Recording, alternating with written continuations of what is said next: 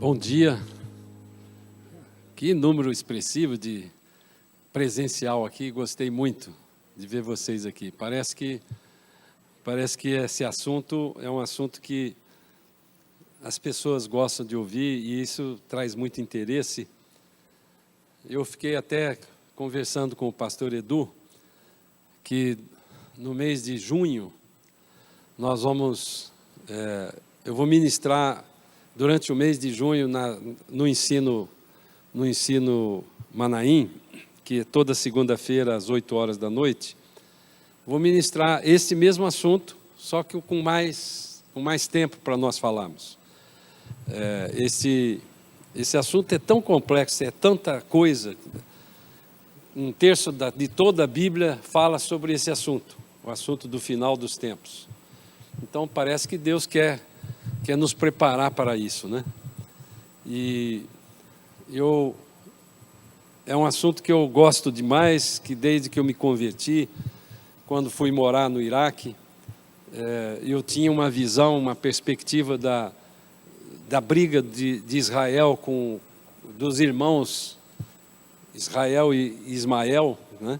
Que são os descendentes dos árabes, são os descendentes de Ismael.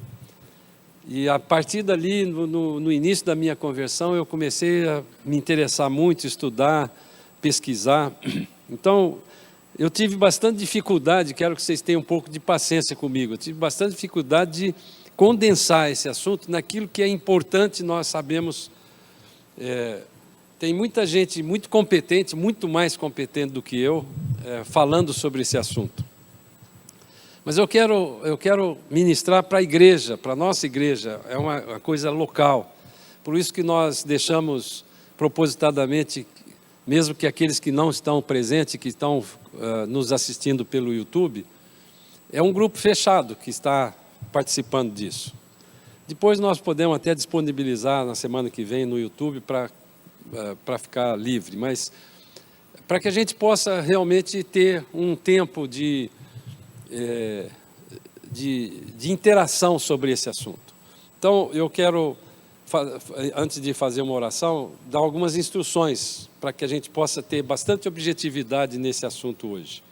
É um assunto que tem muita divergência em muitas coisas, mas eu descobri, grande parte disso que eu estou falando, vem desse livro, que é praticamente um livro de cabeceira que eu comprei em 1996 nos Estados Unidos, que é de um evangelista que acho que está vivo ainda, ele deve ter quase 90 anos ou mais de 90 anos, chama Dwight Pentecost. E Things to Come é uma tese que ele fez na faculdade, um livro chato de ler porque tem muita coisa. Mas ali ele pega tudo que está na Bíblia e ele pega todas as vertentes sobre a volta de Jesus. Tem gente que acha que nós já estamos vivendo no milênio, para vocês terem uma ideia. Eu mesmo frequentei uma igreja em Recife, não vou falar o nome, obviamente, mas que o pastor dizia que nós já estávamos no milênio. Tem gente que acha que a igreja vai passar na tribulação 100% do tempo. Tem gente que acha que a igreja vai passar na tribulação até a metade da tribulação, nos 3 anos e meio seriam arrebatadas. E então, o propósito, as coisas que nós vamos estudar aqui hoje, elas, para poder ser objetivo, eu tinha que definir uma linha dessas todas que estão. E tem gente que acha que não vai nem ter o arrebatamento. Parece que as pessoas não leem a Bíblia porque ela é muito clara e nós vamos ver isso. Então eu tive que tomar uma decisão de quando eu realmente lá atrás entendi o que é que a igreja, o que significa a igreja, o que significa o arrebatamento, o que significa a tribulação. E eu vou então nessa linha que eu vou dizer para vocês primeiro. Então antes eu quero dar umas instruções. O pessoal que está aqui na multimídia, nós vamos, durante esse período, eu vou tentar fazer, no máximo em 1 hora, essa exposição. Aí nós vamos fazer um intervalo, e durante esse período de 1 hora, você tendo dúvidas, vai escrevendo aí, você recebeu no seu WhatsApp, no grupo que você está inscrito, você escreveu um link com QR Code ou com um link mesmo, para você poder, tem um formulário, você poder elaborar as suas perguntas. Vai fazendo as perguntas. Se durante a palestra você já tiver a resposta, você pode até deixar lá, porque o pessoal vai compilar isso. E eu, então, aí depois vou ter um intervalo aqui de no máximo uns 20 minutos, vou tentar fazer isso para nós voltarmos e eu poder responder todas as perguntas. Se houver muita pergunta e não der tempo de responder tudo, eu vou disponibilizar no grupo do WhatsApp, que vai ficar ainda existindo pelo menos por mais 2 semanas. E depois disso a gente elimina, porque é muito grupo que a gente tem, né? Então, é bom a gente acabar isso.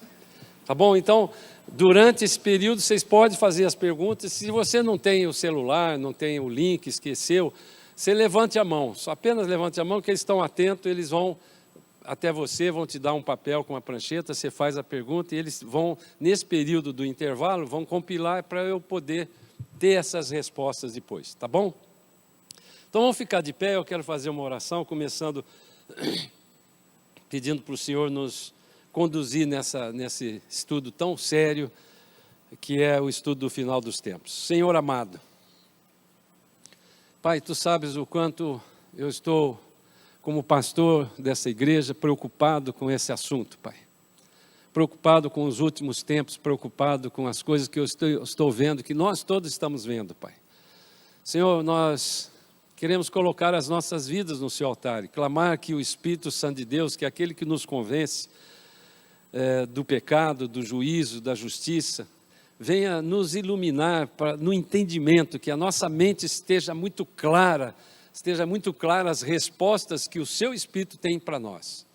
E eu quero te pedir, Pai, que o Senhor venha me esvaziar de tudo aquilo que eu sou e fazer com que o Espírito Santo de Deus é que venha conduzir cada palavra que eu falar aqui. Seja a palavra da verdade, fundamentada na Sua palavra, Pai, que nós possamos sair daqui com nossa alegria, cheio do Espírito, cheio de esperança, sabendo que o Senhor, que é o controlador das nossas vidas, pode transformar todas as coisas nesse período de graça que ainda nós vivemos, Pai.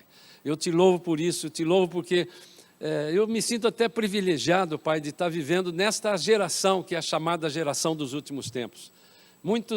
Muitos tempos antes, pessoas importantes viveram, mas nós temos o privilégio que nenhuma geração até hoje teve, e que nenhuma outra terá, de ser essa geração que vai ver o arrebatamento, vai experimentar o arrebatamento, e, portanto, aqueles que subirão não vão experimentar a morte. Pai, isso é uma coisa tremenda que a Sua palavra nos promete, e eu te louvo por isso. Portanto, guarda-nos nesse momento que vamos passar na Sua presença, e que o Senhor possa nos mostrar claramente tudo aquilo que o Senhor quer falar, para a honra e glória do Seu nome. Amém. Então vamos sentar. A primeira coisa que eu quero falar aqui para vocês é que o propósito desse estudo, muitas pessoas usam o estudo, aliás, gostei desse negócio aqui de ficar sentado, viu? Eu acho que vai chegando uma idade que talvez daqui a pouco eu não estou no púlpito mais, né? O propósito muitas vezes as pessoas usam o propósito desse estudo dos últimos tempos para trazer medo para as pessoas, para trazer insegurança. Eu quero dizer o seguinte, que o propósito desse aqui é olhar com a perspectiva de esperança e de consolo, e não do medo. A Bíblia diz lá no 1 João, no capítulo 4, versículo 18, na última parte, diz que o medo produz tormento. E essa palavra tormento, no original grego, é punição, penalidade.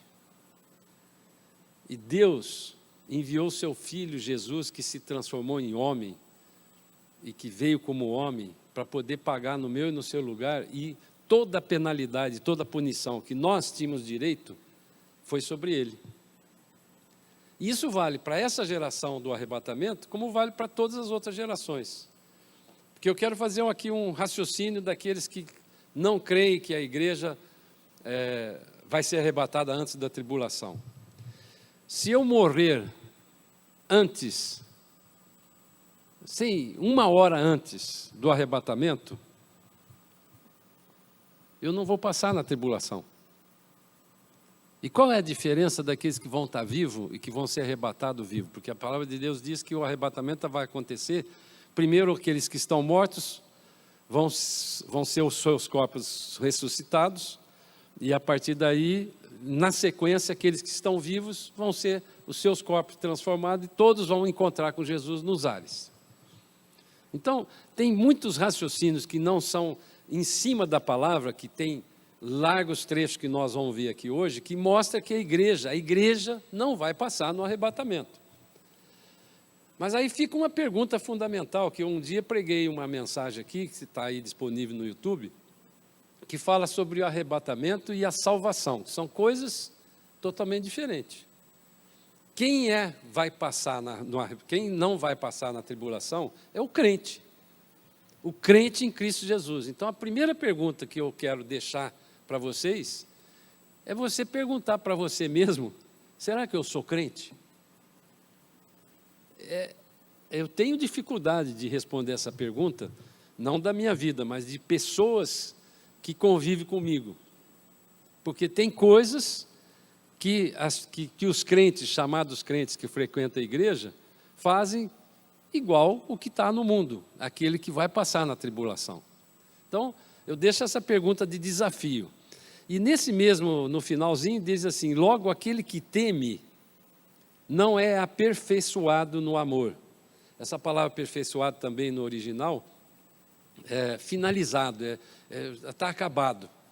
Quando Jesus lá na cruz, ele falou assim: está consumado.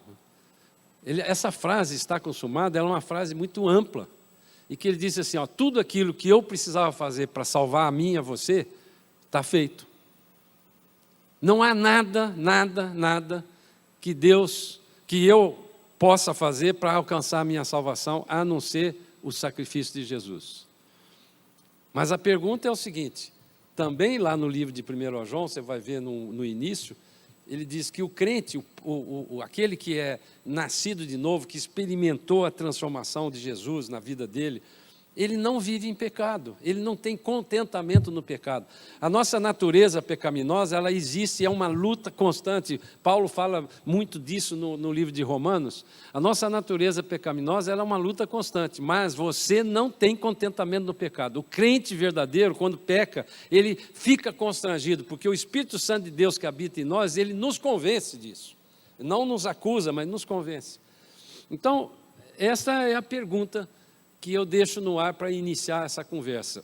Se você é crente, você não vai passar na tribulação. Essa é uma afirmação não minha, mas é da Bíblia. E é isso que eu quero mostrar isso hoje. A segunda consideração que eu queria fazer é o método de interpretação. Quando você lê a Bíblia, você tem duas formas de ler a Bíblia. Dessas duas vertentes é que surgiram essas considerações sobre o arrebatamento. Tem gente que lê a Bíblia de uma forma alegórica. Tudo que ele vê ali, ele espiritualiza, ele acha que aquilo não é literal, né? Tudo que é alegórico na Bíblia, e principalmente o livro de Apocalipse é muito alegórico, e às vezes ele não é explicativo, como foi o livro de Daniel. O livro de Daniel, para mim, é o Apocalipse do Velho Testamento. O livro de Daniel, toda vez que ele faz uma figura alegórica, ele explica. Vocês percebem isso? Ele explica, ele conta: eu vi isso, eu vi uma besta com um chifre, que não sei o quê. Ele vai lá e explica, mas no livro de Apocalipse não. Talvez porque muitas coisas que estão no livro de Apocalipse, que João viu, já estava lá explicado no livro de Daniel. Então, quando você lê sobre o final dos tempos, principalmente dessa parte escatológica, que é o estudo dos últimos tempos, você tem que ler com entendimento o livro de Daniel com o livro de Apocalipse, porque eles se complementam. Então, o método que eu tenho utilizado aqui não é o alegórico, é o literal. Eu leio a Bíblia, não só para a parte de escatologia, mas tudo que está escrito na Bíblia, eu leio como literal. Então, quando você vê isso, você pode eliminar muitas outras coisas, porque elas vão ser incoerentes se aquilo que está escrito literalmente for verdade. Foi isso. A segunda consideração é o seguinte: Deus escolheu Israel como nação, como um povo, para ele levar a mensagem do Evangelho. O Evangelho é a boa nova. O Evangelho sempre teve que ser pregado desde o início. Desde o pecado de Adão, quando Adão pecou, Deus matou um animal e não deixou ele fazer um avental de proteção que Adão fez. Deus falou, não é isso, eu vou matar um animal e o sacrifício que ele fez de um animal ignorante, que não tinha nada a ver com aquela história do pecado, já prefigurou Jesus.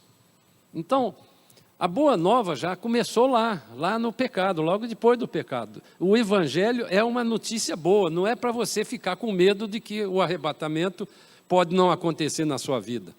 Está cheio de crente hoje morrendo de medo, porque ouve toda hora aqui no YouTube, nessas coisas aí, e muitos pastores pregando um medo para que o sujeito aceite Jesus como seu Salvador. Não funciona desse jeito. O que é crente mesmo, ele não gosta de pecar. Ele pode até pecar, mas ele não gosta de pecar. E o trabalho de Jesus foi tão maravilhoso na nossa vida, que ele veio para desfazer a obra de Satanás. Então, a segunda coisa, então, que Israel sendo, essa coisa que eu estou falando de Israel sendo escolhido por Deus para poder levar o Evangelho, ele se achou. Quer dizer que eu sou diferente do outro povo? Sim. Deus, quando faz uma promessa para você incondicional, tem dois tipos de promessa. Toda vez que você lê aqui, eu vou te dar uma bênção se você fizer isso, aquilo, ela é condicional. Então, depende do que você vai fazer para esse acordo entre Deus e nós funcionar. Mas as bênçãos que Deus deu para Israel, incondicionais, independente do que você e eu fizemos, ou independente do que Israel fez, ele cumpre, porque Deus é fiel. Então, Deus escolheu Israel para ele pregar o Evangelho, boa notícia de salvação para a humanidade, porque o pecado existiu a partir de Adão. Israel se achou. Então, nesse momento, Deus teve um tratamento com ele completamente diferente que ele teve dos gentios, chamados gentios, que somos nós. Esta distinção que você faz de Israel e da igreja, que é um mistério, não há nenhum lugar no Velho Testamento alguma dica da palavra, não só da palavra igreja, como do conceito igreja. Por quê? Porque isso era um mistério. Paulo fala isso no livro de Efésios. Era um mistério escondido e que esse mistério não podia ser revelado, porque senão Satanás iria saber o plano completo de Deus para mim e a sua salvação. Então, a igreja ela foi constituída a partir da ressurreição de Jesus.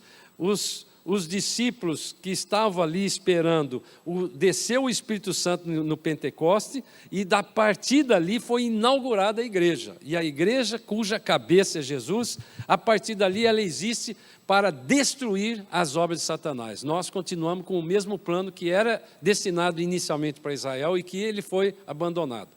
Não se esqueça que a igreja primitiva, 99% era de judeu convertido, que cria que Jesus era o Senhor e Salvador. Ele era o Messias prometido. Depois, ao longo do tempo, ela foi se deteriorando, e hoje os judeus rejeitam o cristianismo, até porque o cristianismo foi, como religião, foi uma coisa horrorosa que aconteceu com os judeus em relação a Israel. Então, é importante nós fazermos essa distinção, que os dois planos são separados.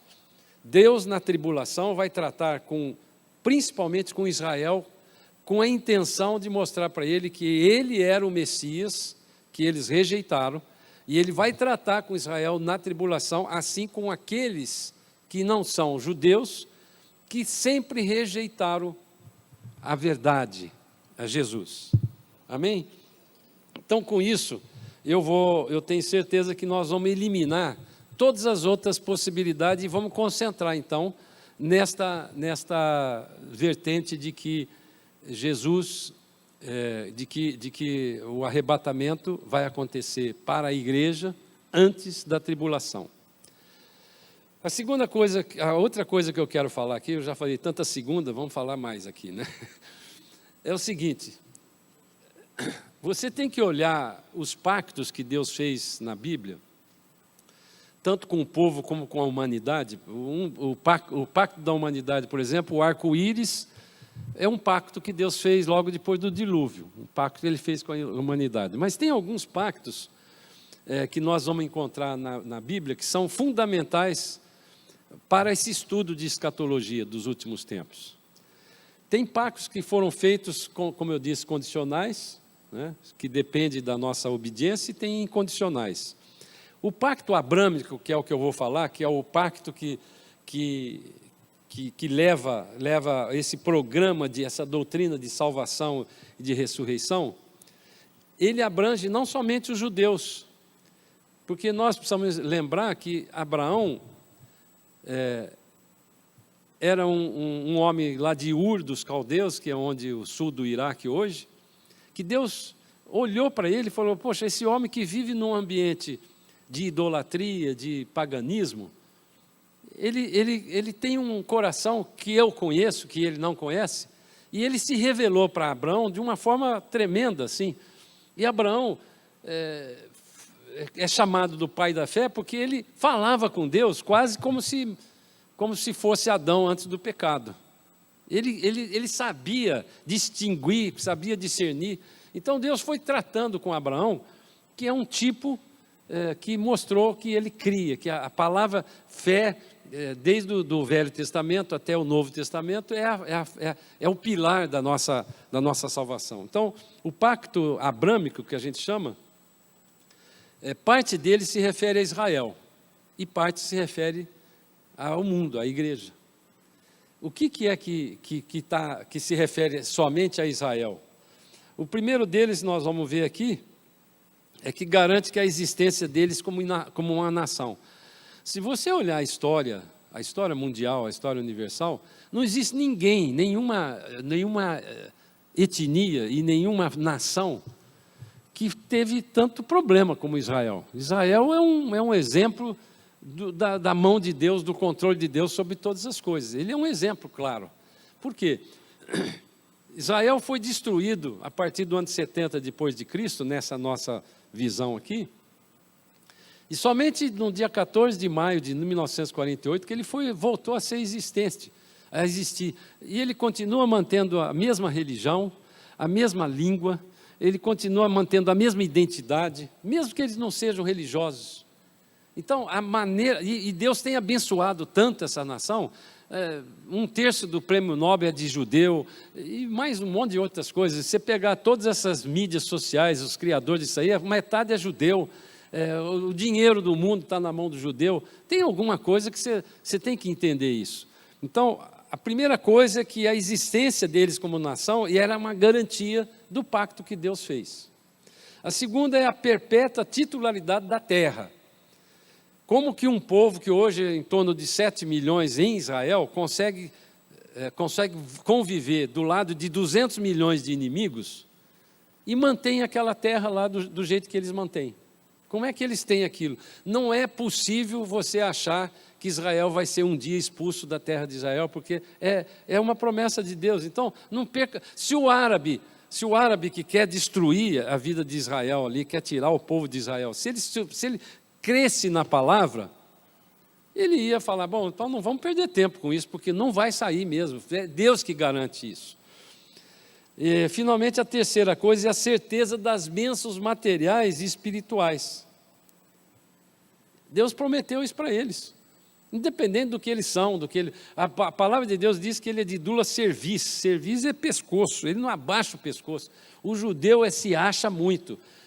Agora, por que nós devemos amar o povo judeu? Porque a partir do judeu é que veio a salvação, a partir do judeu é que veio a bênção. Então, quando ele prometeu para Abraão, em ti serão abençoadas todas as famílias, no capítulo 12 aqui, eu quero que você puder projetar, Rafael, 12, versículo 1 a 3, diz assim, no livro de Gênesis.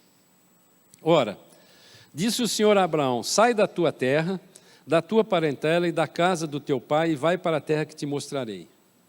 De ti farei uma grande nação e te abençoarei, e te engrandecerei o nome. Sê tu uma bênção. Isso é uma promessa que Deus fez para todos os descendentes de Abraão.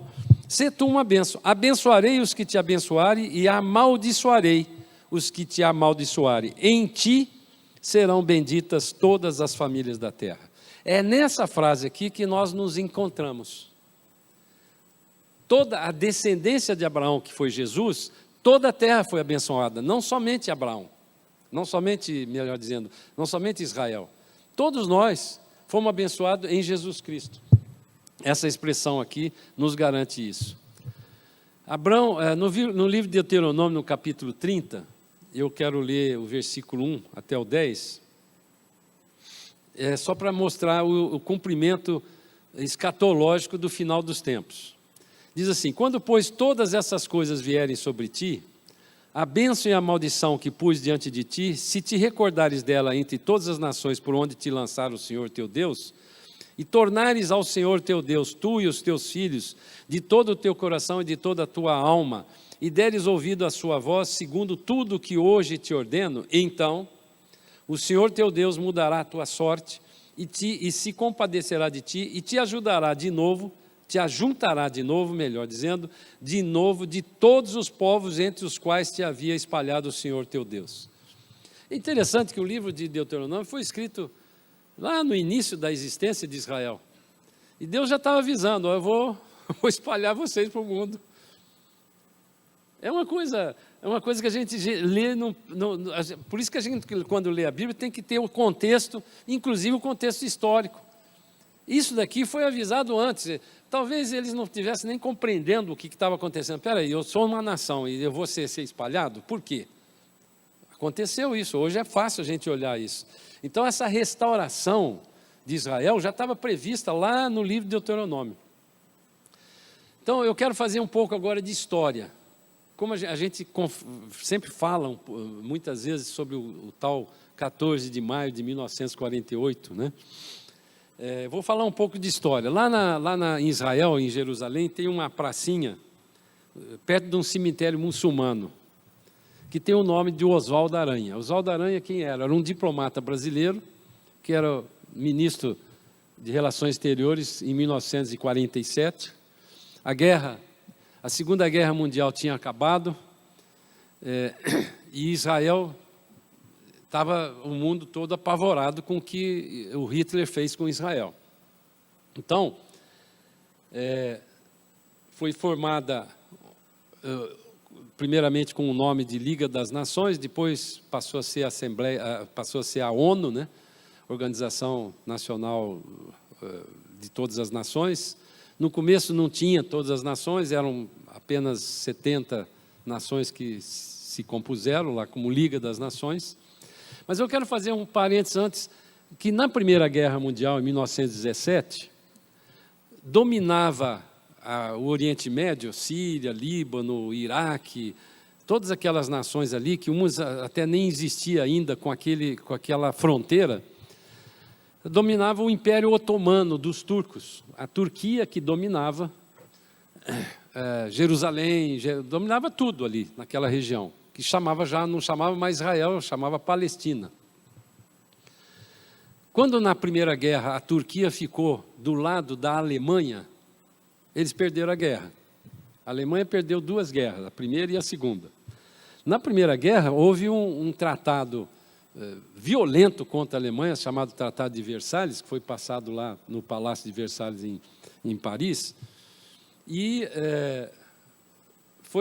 as nações que ganharam a guerra botaram um pesado imposto sobre a Alemanha, que foi que deu origem ao Hitler, porque o Hitler surgiu e foi mostrando que a Alemanha era forte, que poderia existir, e com isso eles não conseguiram destruir isso. Obrigado, viu? Obrigado. Então, em 2017, quando venceu a guerra, as nações decidiram que a Inglaterra seria o mandatário de um arranjo naquela região do Oriente Médio. Qual era o propósito desse mandato das nações? Era organizar a fronteira de cada um daqueles países. Então, a partir de 1917, até o dia 15 de maio de 1948, guarda essa data, foi definido que esse mandato tinha esta data para terminar. Então, eles tinham que, daquele momento até lá, organizar o Oriente Médio. Só que não existia ainda a Segunda Guerra, que veio depois, a partir de 1939. Então, é importante dizer isso pelo seguinte: por que alguém escolheu o dia 15 de maio de 1948 para terminar o mandato de Israel, o mandato da Inglaterra lá em Israel? Ninguém sabe qual foi o critério. Dia 15 de maio de 48 era um sábado. Foi um sábado. Então, fazendo esse parênteses para mostrar o seguinte: Oswaldo Aranha, no dia 29 de novembro de 1947, por causa da Segunda Guerra, que tinha matado 6 milhões de judeus, aquela atrocidade toda da guerra, o mundo estava assim, embora não gostasse de Israel, ele estava assim, devedor a Israel, em outras palavras.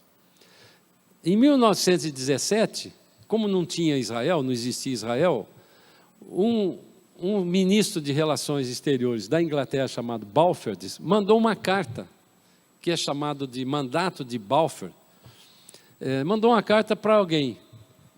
Para quem que eu vou mandar para um judeu? Quem que é o representante dos judeus? Em 1870, um jornalista suíço judeu chamado Theodor Herzl montou uma ONG. Foi a primeira ONG do mundo. Uma organização não governamental, sem fins lucrativos, e colocou como membro dessa ONG nada mais, nada menos que o banqueiro Rothschild, que era um judeu, o maior banqueiro da época. E o Rothschild passou a ser, então, o representante dessa ONG. Qual era o objetivo da ONG? Comprar as terras de Israel devagarzinho. O movimento sionista foi isso que começou a acontecer. Então, eles começaram a comprar Israel, comprar terra. Mas comprar aonde? Compraram os pântanos e as montanhas pedregosas, que ninguém usava. Tudo que não valia nada na terra, geograficamente, eles foram comprando. Bem baratinho. Judeu sabe fazer negócio, mas fazer negócio com árabe também é muito difícil. Então, 2 irmãos desse, difícil de fazer negócio, eles foram pegar o que tinha baratinho. Foram comprando. De 1870, em 1917, esse Balfour mandou uma carta para ele dizendo o seguinte: a Inglaterra, o Império Britânico, autoriza vocês a voltarem para Israel, se vocês quiserem. Eles já estavam comprando. Ninguém sabia disso. A ONG existe até hoje, chama Eretz Israel. Eretz é terra de Israel. Quando aconteceu no dia 29 de novembro de 1947, uma resolução em que, por 33 votos a favor, 13 contra e 10 abstenções, uma vez eu ouvi um YouTube dizendo que Oswaldo Aranha é muito amado pelos judeus, porque ele deu um voto de Minerva, de desempate. Não houve empate. 33 votos foram a favor, 13 contrário e 10 abstenções para que Israel existisse novamente como nação. Foi isso que foi determinado no dia 29 de novembro de 1947. Uma resolução que tem o número de 181. E por que então o judeu esperou, já que ele estava autorizado pelo Império Britânico, que ainda tinha mandato até o dia 15 de março, a 15 de maio de 48, e ele tinha uma resolução agora de todas as nações, que era a Liga das Nações, que autorizou ele fundar uma nação, por que eles esperaram até o dia 14 de maio para tomar a decisão? Agora nós declaramos que existe a nação de Israel. Pura e simplesmente porque não existia uma nação constituída. Quando você monta uma nação, né, você fica imaginando montar uma nação, você precisa ter exército, você precisa ter ministério, você precisa ter uma estrutura, você precisa ter uma constituição, você precisa ter... É uma estrutura altamente complexa, que já estava sendo montado por essa ONG chamada Eretz Israel. E tinha um conselho que eles montaram de de judeus políticos que eram inteligentes, que sabiam administrar, vieram da Rússia, vieram da Polônia, vieram da Alemanha. E Ben-Gurion, que era um desses políticos, era o presidente desse conselho. Ben-Gurion, então, foi indicado para ele liderar esse processo. Não tinha um exército, então o que eles fizeram? Montaram uma milícia, que é chamado Haganá. Haganá, em hebraico, é defesa. Você aqui no Brasil tem uma companhia de seguro de segurança chamada Haganá. Haganá era uma milícia armada com dinheiro de banqueiros judeus que era um exército, só que não era chamado um exército porque não existia uma nação. O exército tem que estar debaixo de uma nação. Então, Ben-Gurion escolheu, junto com 300 notáveis judeus, de várias partes do mundo, escolheu o dia 14 de maio de 1948 para fazer a declaração de Israel como nação. Por quê? Porque ele sabia que no dia seguinte, que foi um sábado, que é o Shabá do judeu, que começa na sexta-feira, naquele ano, começou por volta de 5h40 da tarde de sexta-feira, ele escolheu às 4h30 da tarde, um prédio que hoje é o Museu de Tel Aviv, que tinha umas janelinhas na parte alta, assim, bem fechadinha, então não tinha condição de quem passasse na rua ouvir o que estava acontecendo. Eles escolheram esse lugar que cabia no máximo, o auditório cabia no máximo 300 pessoas, ficou apinhado de gente, para fazer a declaração de Israel como nação. Por quê? Porque ele sabia que no dia seguinte, mesmo sendo aprovado pela ONU, os árabes iam entrar lá e querer tirá-los de lá. Então foi tudo uma coisa meio sigilosa que aconteceu isso. E eles então, surpreendentemente, às 16h30, ele leu a declaração da independência de Israel, que é um discurso que ele fez em torno de 20 minutos. Depois todo mundo foi embora para casa, mas só que vazou essa informação. E quando vazou, virou uma festa na rua. E a primeira guerra que Israel ganhou começou no dia seguinte, no sábado, no dia 15, quando o mandato britânico foi devolvido. Essa história, eu fiz questão de mostrar essas datas, mostrar essa coincidência de lá de 1917, já determinaram que era dia 15 de maio, tal. É interessante, porque a sinagoga judaica, todo sábado, eles se reúnem e eles leem ritualisticamente duas passagens bíblicas, do Velho Testamento, naturalmente. A primeira parte, que chama Parashá, ela se refere aos 5 livros iniciais da Bíblia, o Pentateuco. A segunda parte é encontrada em várias passagens bíblicas, que são feitas, é uma tabela de 54 semanas, porque o ano lunar judeu, de vez em quando, tem que somar 1 ano a 2 anos a mais. Então, eles têm 54 semanas que você vai lendo. Você lembra daquela passagem que Jesus foi convidado para ler o Parashá? E ele abriu, naquele dia, coincidentemente, estava lá em Isaías, em que dizia que ele era o Messias.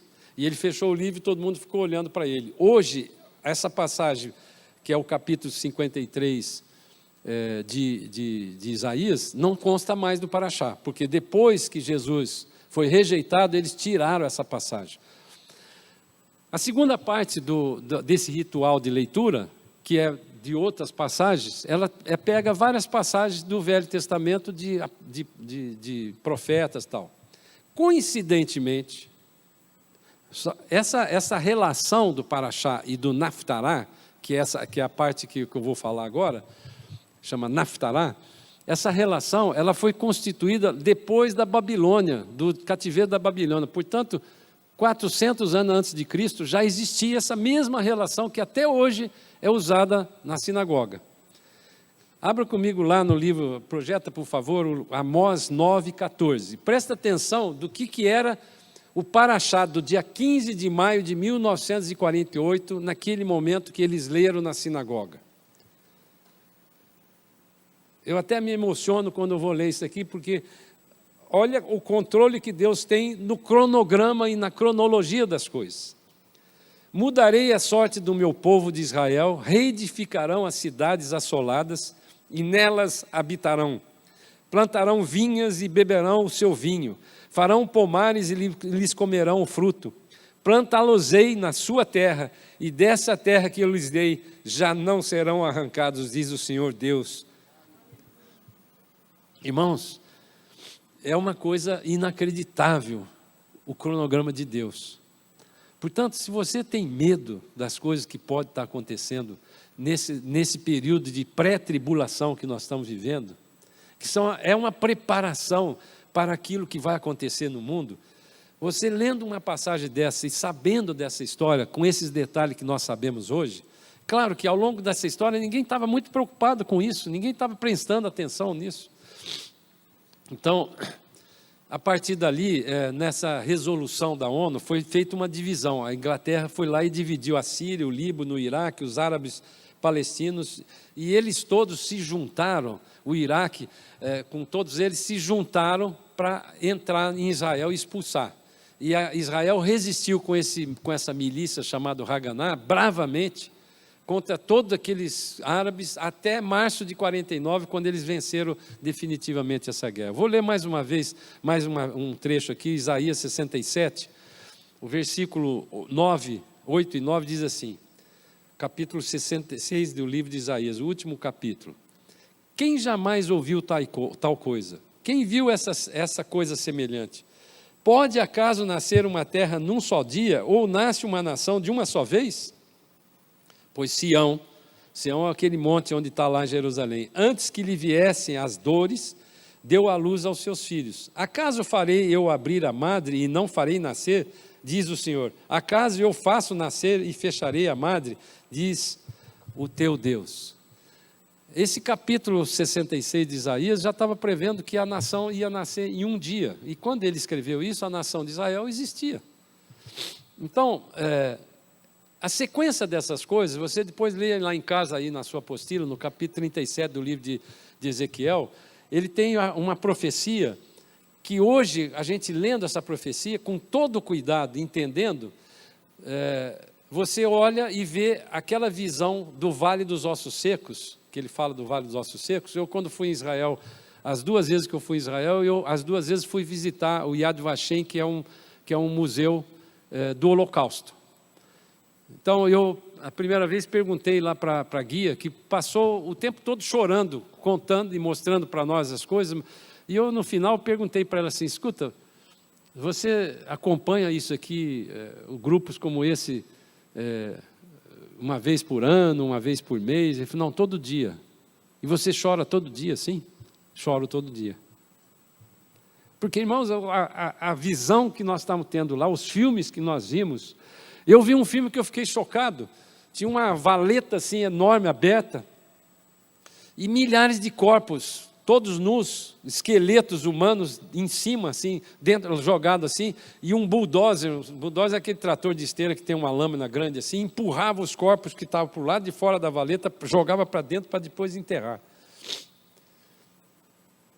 Não é possível você ver uma cena dessa, que foi prevista lá no capítulo 37 do livro de Ezequiel. Se você ler essa passagem toda, nós não vamos ler por causa de tempo, você vai ver que aconteceu aquele capítulo 37, foi previsto lá e aconteceu exatamente isso que eu vi ali.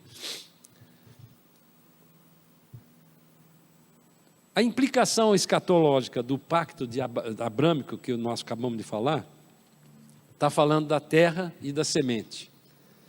E ele ampliou isso para Israel no pacto de Davi. Depois você lê também na sua casa, 2 Samuel capítulo 7, versículo 12, é só para você entender que Deus está afirmando e confirmando que a terra de Israel, que ele prometeu, não vai ser tirada dele por ninguém. E também ainda com relação a Israel, há um novo pacto, que ele é chamado novo pacto. Esse ainda não se cumpriu, ele só vai se cumprir no milênio. Só para você entender a cronologia, para aqueles que ainda não estão muito habituados. Nós estamos vivendo hoje, estou falando agora cronologicamente, nós estamos vivendo hoje o que a Bíblia chama de pré-tribulação, ou seja, nós estamos sendo preparados para a tribulação. A terra está sendo preparada para a tribulação. Essa pandemia, irmãos, ela é uma preparação da tribulação. Porque hoje, para o bem maior, quem não tomar vacina, quem não usar máscara, está contra as pessoas. Então, hoje, a ciência diz que a vacina livra você do Covid. Eu já tomei três vacinas do Covid. A maioria da população brasileira já tomou vacina. E continua morrendo gente de Covid. Mas as pessoas vão esquecendo o discurso que falou, que começou lá em março de 2027, aqui no 2020 no Brasil. Eu me lembro aqui, tinha um tapete aqui sanitizante que a gente tinha que pôr, porque se não limpasse, ele pegava Covid. Então, tudo era ciência, ciência. A ciência vai mudando, a ciência vai mudando. Agora entrou nas crianças. As crianças têm que tomar vacina. E fico indignado se você, como pai, decide não dar a vacina. Não estou falando nada contra a vacina, eu já tomei 3. Mas o que eu quero dizer é o seguinte, toda essa agonia que está passando no mundo é preparação do fim dos tempos. Depois do arrebatamento, que vai tirar a igreja, você já imaginou o caos que vai acontecer no mundo no dia do arrebatamento? Você já imaginou aqueles filmes que a gente vê de vez em quando, aquelas coisas, né? O avião caindo, porque o piloto... É engraçado que as aeromoças nunca são crentes, né? Quem é crente é o piloto. Então... Cai o avião, o cara que está guiando lá na estrada, ele é arrebatado, o carro bate. Vai ter um monte de problema gravíssimo desse tipo. E como vão explicar que sumiram milhões de pessoas do mundo? O mundo vai entrar no caos imediatamente. E é por isso que está sendo preparado um ambiente da tecnologia, um ambiente da política, um ambiente da moral, um ambiente de todas essas áreas, para que você... Quando entrar na tribulação, apareça o anticristo, que, no meu modo de entender, já existe, já nasceu o anticristo. Por quê? Porque ele vai ser um jovem, inteligente, carismático, e que ele vai ter que apresentar para o mundo uma solução que o mundo todo vai aquecer. E ele vai fazer mudanças radicais em toda a estrutura da economia, da religião, da moral, dos tempos. Ele vai fazer tudo. Mas como é que o mundo todo vai atrás de uma pessoa só? Irmãos, o muçulmano usa máscara, o israelense usa máscara, o brasileiro usa máscara, o da esquerda usa máscara, o da direita usa máscara, todo mundo está concordando, não é verdade? Então, na hora que chegar um cara e falar assim, olha, eu vou dar uma solução aqui na área de economia, eu vou dar uma solução na área de religião, eu vou criar uma religião única, que é a igreja aposta que nós vamos ver aqui ainda hoje. Então, esse ambiente está sendo preparado. Houve o arrebatamento, tem a tribulação 7 anos. Depois da tribulação, no final da tribulação de 7 anos, Jesus vem conosco. Você crê assim? Ele vem conosco, já com o corpo glorificado, e vem reinar na terra. Literalmente, vem reinar lá em Jerusalém. Nós vamos sentar no trono lá com Jesus como rei do mundo. Ele vai substituir o anticristo que passará a ser o rei do mundo, nesses 7 anos. E na hora que ele entrar aqui, o mundo vai entrar numa paz que nunca houve, que tem as profecias que nós vamos ver aqui, que vão se cumprir no milênio. E estas profecias, e esse período de 1000 anos, ele vai amarrar Satanás com todos os seus demônios e deixar ele preso por 1000 anos. E é interessante, então, essa é uma pergunta que pode surgir, se não surgiu, eu vou falar já. Que é o seguinte, você vai ter uma humanidade vivendo no milênio, composta de três partes, 3 parcelas, vamos chamar assim. Aquele que tem o corpo glorificado, são aqueles que foram arrebatados, os mortos anteriores e nós que estamos vivos, fomos arrebatados, voltamos com o corpo glorificado, e portanto o corpo glorificado de Jesus, quando ele andou aqui na terra, nos 40 dias, e mais de 500 pessoas viram ele é físico, ele pegava, né, Tomé tocou nele, tem uma estrutura física que nós não conhecemos, a ciência não conhece, e esse corpo glorificado, ele vai andar no meio de todo mundo, vai entrar num lugar com as portas fechadas e sair do mesmo jeito e tal. Vai ter aquele que escapou da tribulação, mas não morreu, então, portanto, tem um corpo ainda como nós temos hoje. E vão ter aqueles que vão nascer no milênio e que vão viver durante esse período sem nenhuma tentação. Só a tentação daqueles que têm o corpo ainda com a natureza pecaminosa. O pecado continua existindo naqueles que ainda não aceitaram a Jesus como Senhor e Salvador, vai continuar. E tanto é verdade que no final do milênio, a Bíblia diz isso, que Deus vai soltar Satanás e ele ainda vai convencer uma parte da população a ir contra Deus. Para mostrar que a natureza pecaminosa, ela tem que ser destruída mesmo com o corpo glorificado. Amém? Estamos acompanhando ainda? Podemos continuar aqui? Ainda estou olhando aqui o meu relógio.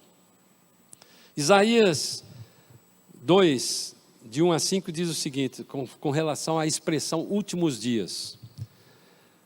Palavra que em visão veio a Isaías, filho de Amós, a respeito de Judá e Jerusalém. Nos últimos dias, acontecerá que o monte da casa do Senhor será estabelecido no cimo dos montes, se elevará sobre os outeiros e para ele afluirão todos os povos. Irão muitas nações e dirão, vinde, subamos ao monte do Senhor e à casa de Deus de Jacó, para que nos ensine os seus caminhos e andemos pelas suas veredas, porque de Sião sairá a lei e a palavra do Senhor de Jerusalém. Ele julgará entre os povos e corrigirá muitas nações. Estas converterão as suas espadas em relhas de arados e as suas lanças em podadeiras. Uma nação não levantará a espada contra outra nação e nem aprenderão mais a guerra. Vinde, ó casa de Jacó, e andemos na luz do Senhor. Esse termo, então, últimos dias, se refere ao milênio. O milênio vai acontecer isso, não vai ter guerra, não vai ter nada, porque Jesus pessoalmente vai estar lá existindo. Isso está se referindo aos últimos dias para Israel. Israel vai ter reconhecido que Jesus era o Messias, vai ver ele ali reinando e vai viver em paz, vai fazer a parte dele. Mas os últimos dias, essa mesma expressão últimos dias para a igreja, é para agora, é esses últimos dias que nós estamos vivendo. Então, é importante você definir isso, o que é últimos dias para a igreja e o que é últimos dias para Israel. Eu poderia ter colocado como título desse processo escatológico, quais são os últimos dias da igreja.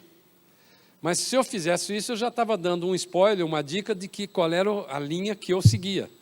Então, os últimos dias da igreja está lá em 2 Timóteo, capítulo 3, versículo 1 a 5, diz o seguinte, sabe, porém, isto, nos últimos dias sobrevirão tempos difíceis, pois os homens serão egoístas, avarentos, jactanciosos, arrogantes, blasfemadores, desobedientes aos pais, ingratos, irreverentes, desafeiçoados, implacáveis, caluniadores, sem domínio de si, cruéis, inimigos do bem, traidores, atrevidos, infatuados, mais amigos dos prazeres que amigos de Deus, tendo forma de piedade, negando-lhe, entretanto, o poder, foge também destes.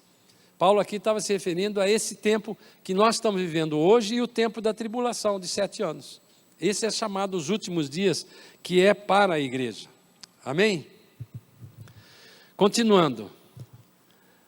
Agora nós vamos entrar num capítulo que é extremamente importante para você compreender, como eu falei do livro de Daniel. O capítulo 9 do livro de Daniel fala sobre as 70 semanas. E essa visão que Daniel teve, ela se cumpriu rigorosamente 69 dessas 70 semanas. É isso que nós vamos mostrar aqui para você. Eu vou ter que ler esse trecho, porque lá na frente eu vou ter que mostrar qual é a razão dessa situação aqui. Daniel era judeu, que estava lá perto aí de 80 e poucos anos, já no final do tempo, dos 70 anos da Babilônia, que Deus mostrou no livro de Jeremias, previu 160 anos antes para Jeremias, de que ia acontecer isso, eles passaram 70 anos, e Daniel chegou mocinho, jovem, adolescente, e junto com seus outros 3 amigos lá. Ele percebeu que terminou o meu tempo, eu estou aqui com provavelmente 85, 90 anos, então o versículo 21 diz assim, falava ainda na oração, quando o homem Gabriel, esse homem Gabriel é o arcanjo Gabriel, que eu tinha observado na minha visão ao princípio, um pouco antes tinha aparecido para ele, veio rapidamente voando e me tocou a hora do sacrifício da tarde. Então ele estava, depois do almoço, lá às 3 horas da tarde, ele estava orando e Gabriel tocou nele, apareceu para ele e diz assim, ele queria instruir-me, falou comigo e disse, Daniel, agora saí para fazer-te entender o sentido. No princípio das tuas súplicas, saiu a ordem e eu vim para te declarar, porque és muito amado. Considera, pois, a coisa e entende a visão.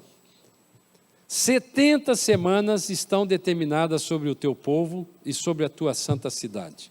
Aqui é o fundamental do entendimento disso.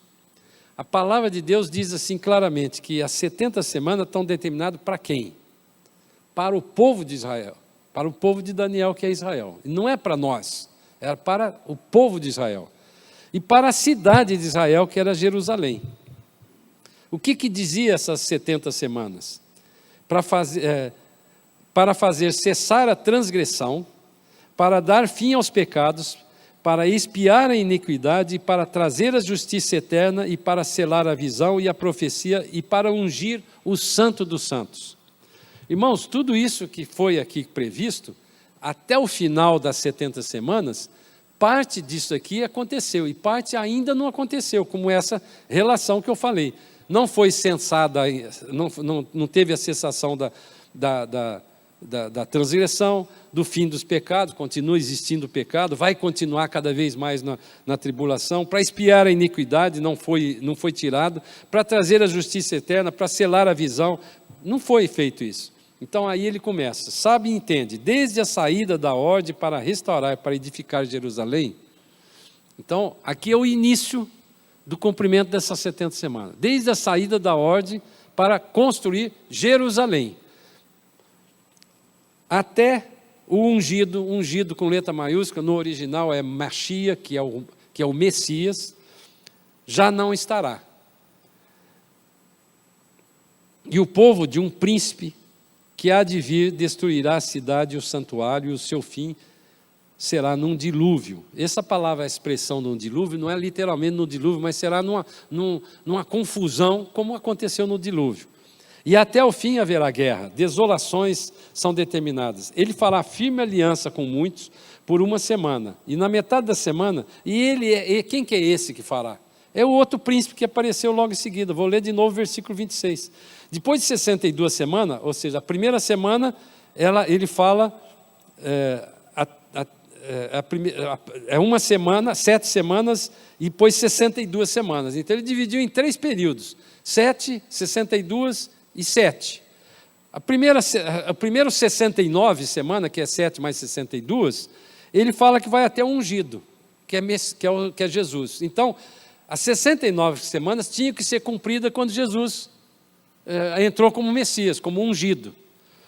E depois ele não estará mais. E aí, ponto e vírgula. E o povo de um príncipe, com letra minúscula, que há de vir, destruirá a cidade e o santuário. E aí ele vem falando tudo que vai acontecer, inclusive na tribulação, que é a última semana, que é considerada das 70. Essa palavra semana no original hebraico é Shabua, e Shabua é 7.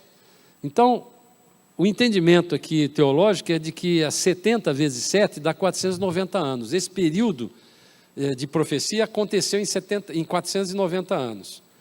Só que como falta uma semana, 7, 7, 49, falta 49 dias ou anos para acontecer o cumprimento das 70. Para a gente não perder muito tempo, existe aqui, para conferir que a data de início é a data da construção de Jerusalém, existem 2 decretos antes de Artaxerxes, que mandou Neemias construir Jerusalém, que é do rei Ciro e do rei Dario. Essas duas, se você for ler lá depois, aí está na apostila, 2 Coríntios, a 2 Crônicas 36 e Esdras 6, fala dessas duas para reconstruir o templo. Mas a ordem, o decreto, foi de Artaxerxes, foi um decreto de reconstrução da cidade, que a gente conhece lá o livro de Neemias, né? Neemias 2, você lê depois que você vai ver isso. Quando foi que aconteceu isso? Quando Neemias recebeu esse decreto. No dia 1º de Nissan, de 445 a.C., que equivale ao dia 14 de março de 445 a.C. Então, um tal de Robert Anderson, em 1880, ele foi fazer essa conta. Eu gosto de número, vocês também gostam, né? Então, o que ele fez? Qual foi a data que Jesus entrou em Jerusalém ungido, aclamado como rei, como ungido, como Messias? Foi no dia 10, porque a Bíblia diz que a Páscoa, você separava o cordeiro no dia 10 de Nissan, e depois matava ele no dia 14. Não é? Você matava ele no dia 14 de Nissan. Jesus era o cordeiro que tira o pecado do mundo. Então, primeiro ele entrou separado como um rei. O domingo de Ramos, né? Nós não temos, a Igreja Católica fala do domingo de Ramos, que é o dia que ele entrou em Jerusalém. Ele estava lá na casa, tomou a ceia lá na casa, no sábado, o Shabá, ele passou na casa de Lázaro, e depois ele entrou no domingo aclamado, né? Só que daí a 4 dias ele foi morto, né? 4, 5 dias ele foi morto. Então, o dia 10 foi no dia 14 de março de 1946. A entrada de Jerusalém, o dia 10 é 6 de abril de 32 depois de Cristo, que é o 10 Nissan da semana de Páscoa. Aí ele fez 2 cálculos, um usando o tempo solar e o outro usando o tempo lunar. O tempo solar, 476 anos, né, que é o que está, que quando ele entrou dá 476 anos, vezes 365 dias, dá 173.740 dias. Do dia 14 até o dia 6 de abril, você soma, tanto o dia 14 como o dia 6, dá 24 dias. E durante esse período todo de 476 anos, você tem 116 anos bissextos. Se somar 173.740, que é o primeiro período, mais 24 dias, mais 116, dá 173.880 dias. Agora, se ele pegar os 69 semanas do ano lunar, multiplicar por 7, que são o ano Shabua, né? E multiplicar por 360 dias, que é o ano lunar judeu, eles são 360 dias, dá exatamente 173.880 dias. E aqui é uma prova matemática de que já se cumpriram essas 69 semanas. Então, a pergunta que fica no ar é o seguinte: e a última semana? Já aconteceu? Se você tiver a interpretação alegórica, como alguns já falaram que já aconteceu a última semana. Mas a última semana, se você for voltar lá na passagem de Daniel 9, você vai ver que tinha que acabar a iniquidade, o pecado, a transgressão, já tinha acabado tudo, então isso não acabou. Então a última semana é exatamente a tribulação, que é o período em que o anticristo vai reinar, fazer um acordo com Israel e romper esse acordo no meio do período que é 3 anos e meio. Então aqui vai uma dica muito grande. Se você estiver aqui na terra e ouvir dizer que um sujeito, seja ministro da ONU, seja sei lá o quê, um político famoso, jovem, descendente de judeu, fizer uma proposta com Israel, um acordo para acabar a guerra, para acabar essa briga, por 7 anos, um acordo de 7 anos, saiba que ele é o anticristo. É muito fácil. Eu falei do capítulo 37 do livro de Ezequiel, mas o capítulo 38 do livro de Ezequiel fala de uma guerra que ainda não aconteceu. Essa guerra, chamada Guerra do Gog e Magog, ela tem a descrição completa de todas as nações que vão ser comandadas pela Rússia. A Rússia, que é considerada o Reino do Norte, se você pegar uma linha reta de Jerusalém até Moscou, dá exatamente indo ao norte, essa linha saindo verticalmente assim, vai bater em Moscou. Pega o mapa, depois você vai de Jerusalém, vai bater lá em Moscou. O Gog e Magog, que é a junção da Rússia com a Turquia e com os países árabes que estão ali listados, inclusive a Pérsia, que é o Irã de hoje, todos esses vão criar, e eu creio que vai ser uma guerra, a terceira guerra mundial, que vai ter uma bomba atômica. Pela descrição que você lê no capítulo 38, vai ser uma coisa tão absurda que vai acontecer. O final dessa guerra vai ser uma coisa tão maravilhosa que Deus vai fazer para vencer, que Israel vai vencer essa guerra, que eles vão passar 7 meses enterrando corpos e 7 anos queimando as armas. Aí você vai falar assim, poxa, mas um tanque de guerra é de aço, né? Hoje o tanque de guerra mais leve que tem, mais forte que tem, é de lignina. E se você pesquisar depois no YouTube, você vai ver que lignina é uma liga à base de carbono, à base de madeira. Mas eles têm eles construíram hoje tanques de guerra tão modernos que estão sendo reservados lá em Israel, à base de lignina. Então, vai ter muita arma que vai ser queimada durante 7 anos, está escrito lá. Esta guerra, ela vai acontecer ou um pouquinho antes da tribulação, ou logo no início da tribulação. É isso que está escrito e previsto lá no livro de Ezequiel, no capítulo 38. É muita informação, né, irmãos? Por isso que eu fiz questão de mandar uma apostila para você depois rememorar. E durante esse período, por favor, vai fazendo as perguntas, porque eles estão ali anotando para a gente poder depois do intervalo. Eu já estou entrando aqui na última parte da apresentação, que eu estou correndo para que a gente tenha entendimento disso. Então, a pergunta que eu deixei no ar é a seguinte: então, por que parou o relógio de Deus nas 69 semanas? Essa é a pergunta que eu faço. Vinha cumprindo tudo cronologicamente, tudo certinho. O que foi na primeira semana, que aconteceu na primeira semana, que foi cumprida e que nós não falamos aqui, o Robert Anderson nem comentou sobre isso. A primeira semana, nos primeiros 49 anos depois desse decreto, que foi reconstruída a cidade, o templo de Jerusalém já estava parcialmente construído, e ele foi interrompido algumas vezes. Precisou de ter 2 decretos, o primeiro de Ciro e depois de Dario, para que ele terminasse. Então, quando terminou de construir os muros de Jerusalém, que foram reconstruídos em 52 dias, quando terminou isso tudo, já tinha se passado daquele tempo que tinha saído até aquilo, 49 anos. Então, Zorobabel foi fazer a dedicação do templo, que era o chamado segundo templo, porque ele foi reconstruído, porque o primeiro de Salomão foi destruído por Nabucodonosor, quando levou o povo para o Iraque. Então, a primeira semana foi cumprida na consagração do primeiro templo, do segundo templo.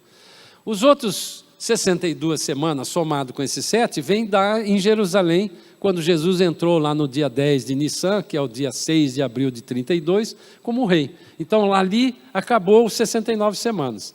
E por que parou ali? A pergunta, então, que nós fizemos é: por que parou o relógio de Deus? A resposta está aí na apostila. É o mistério que é a igreja, o mistério que estava escondido. Efésios capítulo 3, aqui eu quero que você projete aí, por favor. Capítulo 3, versículo 4, diz assim, eu vou ler até o 6, depois vou pular para o 9, vou ler até o 11. Pelo que, quando ledes, podeis compreender o meu discernimento do mistério de Cristo, o qual em outras gerações não foi dado a conhecer aos filhos dos homens, como agora foi revelado aos seus santos apóstolos e profetas no Espírito, a saber, olha só o mistério que estava escondido até aquele momento, a saber, que os gentios são co-herdeiros, membros do mesmo corpo e coparticipantes da promessa em Cristo Jesus por meio do Evangelho, e manifestar qual seja a dispensação do mistério desde os séculos oculto em Deus, que criou todas as coisas, para que pela igreja a multiforme sabedoria de Deus se torne conhecida agora, dos principados e potestades nos lugares celestiais, segundo o eterno propósito que estabeleceu em Cristo Jesus, o nosso Senhor. E ainda em Colossenses 1, no versículo 26, Colossenses 1, versículo 26, diz o seguinte: o mistério que estiver oculto dos séculos e das gerações, agora todavia se manifestou a seus santos. Irmãos, esse relógio de Deus parou porque Ele tinha um plano para nós, para toda a humanidade, não era só para os judeus. Então, com os judeus, Ele resolveu o problema em 69 semanas e depois Ele veio tratar da igreja, que é o corpo de Cristo, que foi fundado a partir do derramar do Espírito em Pentecoste. A partir dali, Jesus foi embora e deixou a gente com o objeto de pregar o Evangelho e falar da salvação de Cristo Jesus. É isso que eu e você temos que fazer até o último momento. E no final dos tempos, irmãos, Ele vai derramar desse Espírito, é por isso que o avivamento que nós estamos pedindo, ele tá coerente com esse final dos tempos. Nós estamos pedindo um avivamento porque há uma promessa. Tem o livro de Joel, quando ele fala que nos últimos tempos Ele iria derramar o seu Espírito sobre os velhos, os jovens. Esse é uma profecia de duplo sentido, tem várias profecias assim, depois a gente pode até fazer um estudo sobre isso, em que ele quando Pedro fez o primeiro discurso dele, a primeira pregação dele, converteu 3.000 pessoas, ele citou esse versículo de capítulo 2 de Joel, que nos últimos tempos, só que esses últimos tempos começou lá e continua até hoje, nós estamos vivendo nesses últimos tempos de 2.000 anos, e o cumprimento da palavra de Deus, de derramar o seu Espírito sobre toda a carne, vai acontecer agora. Nós já estamos buscando esse avivamento, já estamos experimentando, mas muito mais cabeludo vai ser isso, o que Ele vai fazer de milagre para mim e para você. Basta você querer isso e crer. Amém, irmãos? Bom, eu quero correr mais um pouco aqui. A igreja, então, ela é composta de homens e mulheres de todas as etnias, incluindo os judeus. Irmãos, não caio nessa mentira que tem havido aí. Eu conheço não vou falar o nome dele, obviamente, conheço um judeu que eu fui assistir uma vez em Botucatu, um homem de Deus cheio, que conhece a palavra, um judeu messiânico, que reconhece Jesus como Senhor e Salvador, e eu me assustei, eu bebi da palavra dele 2 dias, no terceiro dia eu estava hospedado no mesmo hotel que ele, então eu ofereci carona para ele, obviamente, para poder conversar mais com ele, e todo dia ele voltava e ia comigo, no último dia ele pregou e falou que a igreja vai passar 7 anos na tribulação, e eu assustei. Aí eu fiz uma pergunta para ele: você se considera igreja, biblicamente? Ele falou: sim. Mas nós somos judeus. Falei: mas você é ou não é da igreja? Ele falou: eu já entendi a sua pergunta. Você já está querendo mostrar uma cultura antissemítica. Falei: não, eu compreendo a postura do judeu, porque ele foi perseguido pela igreja há muito tempo. Então vocês inventaram um novo nome para falar que você pertence à igreja. Chama judeu messiânico. Judeu messiânico, para mim, é crente. Está dentro da igreja, está inserido na igreja. Não, eu não me considero a igreja. Igreja é o cristão. E o cristão matou o judeu. E aí, falei: bom, eu tive que assistir a última palestra, mas fiquei olhando, coitando. Quer dizer, irmãos, a gente às vezes, os complexos que você e eu temos, culturais e complexos pessoais, muitas vezes distorce você de conhecer a palavra. Ele não teve a cabeça aberta para ouvir isso. Eu tenho uma Bíblia que talvez algum de vocês possam ter, que tem passagens heréticas, que foi escrita por um judeu, a Bíblia completa, a Bíblia do Velho e do Novo Testamento. Ele é um judeu messiânico. Mas na hora que tem passagem no livro de Gálatas, por exemplo, que ele distorce a palavra do original, que ele traduziu do grego, ele fala grego e fala hebraico fluentemente, um homem que é vivo ainda hoje, chama David Stern, daquela mesma H. Stern, David H. Stern, H. Stern. Esse David Stern, que tem hoje quase 90 anos, ele traduziu a Bíblia com distorções heréticas, porque aquilo não está no original. Eu peguei uma Bíblia, a Bíblia em grego, do Novo Testamento, do livro de Gálatas, com tradução literal. Eu não falo grego, mas tem lá uma tradução literal. E é completamente diferente do que ele traduziu. Tudo isso porque é cultura, complexo de cultura. Quer dizer, essa expressão, não judia dele, essa expressão ela é politicamente incorreta. Por quê? Porque o verbo judiar passou a ser uma coisa, porque todo o judeu sofreu muito na mão dos cristãos. Mas isso não significa que um judeu messiânico não está inserido na igreja. Ele vai ser arrebatado mesmo que ele não queira. Você crê nisso, irmãos? Então, por que eu digo isso? Agora eu vou entrar, por que nós não vamos passar na tribulação? Primeira coisa, qual que é a natureza e o caráter da tribulação? Para que ela serve? Irmãos, Deus tem algumas passagens na Bíblia, em algumas situações na Bíblia, Deus tem um limite do pecado.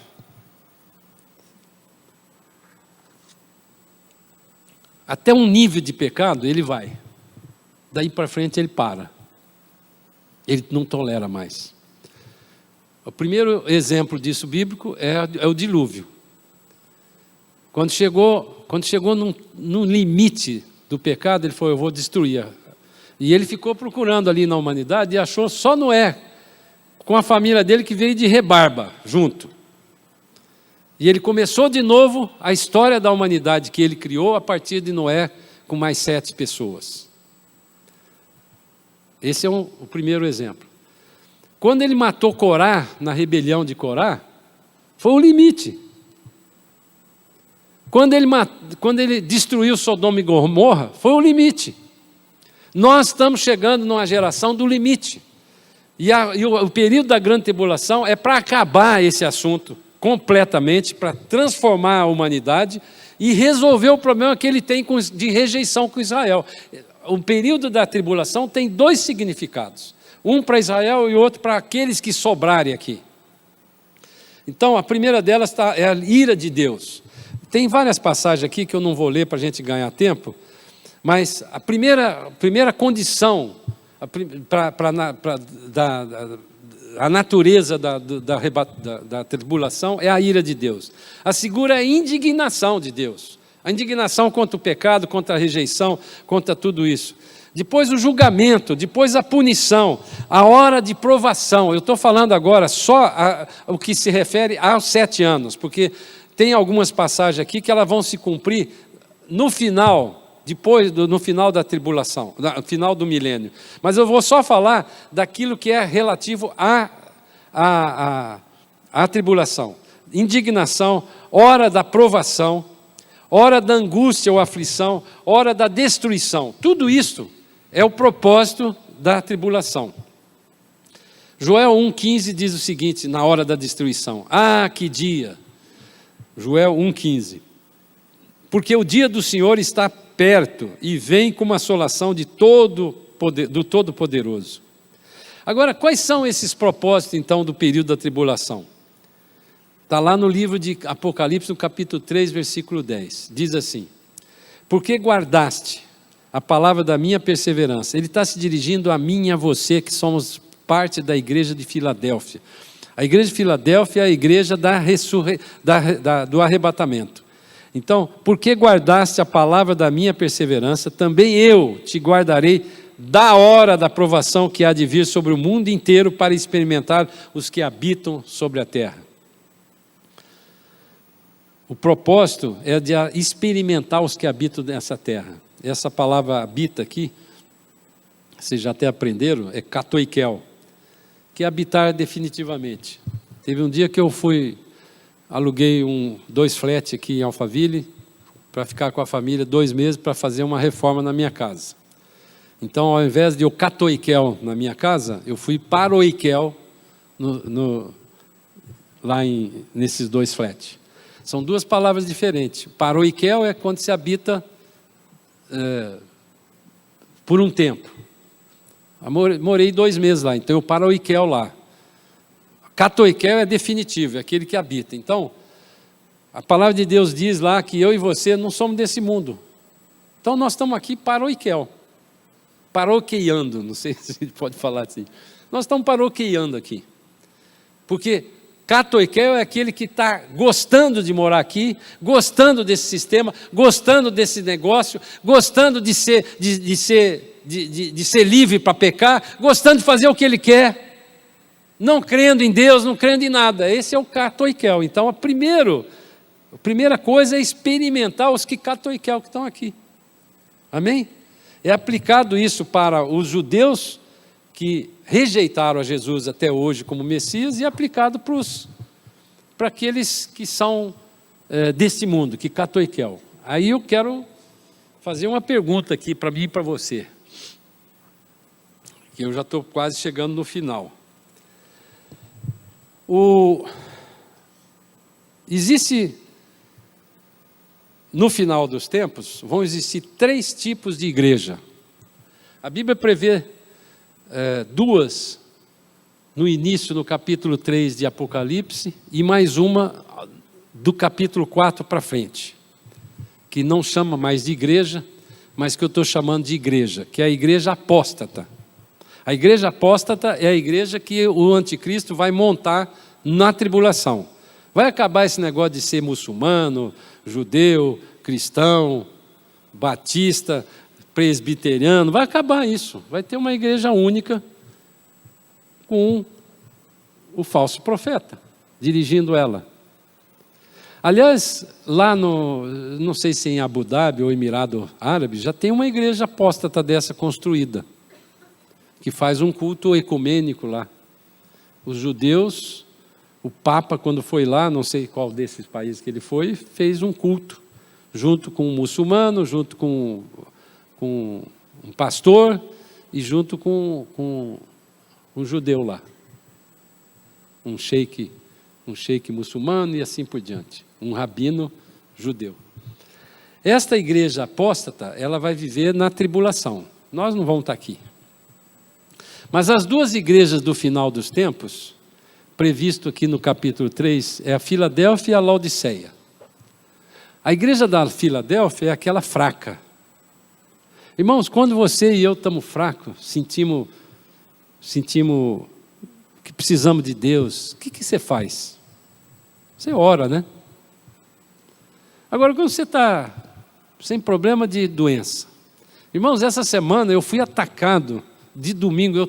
Domingo eu preguei uma mensagem aqui já com garganta, com problema na garganta. Quando eu saí, foi um ataque tão grande, eu peguei uma gripe que eu achava que eu já estava com aquele coronavírus do início, aquele que matava, porque esse que está agora aqui, ele está matando menos.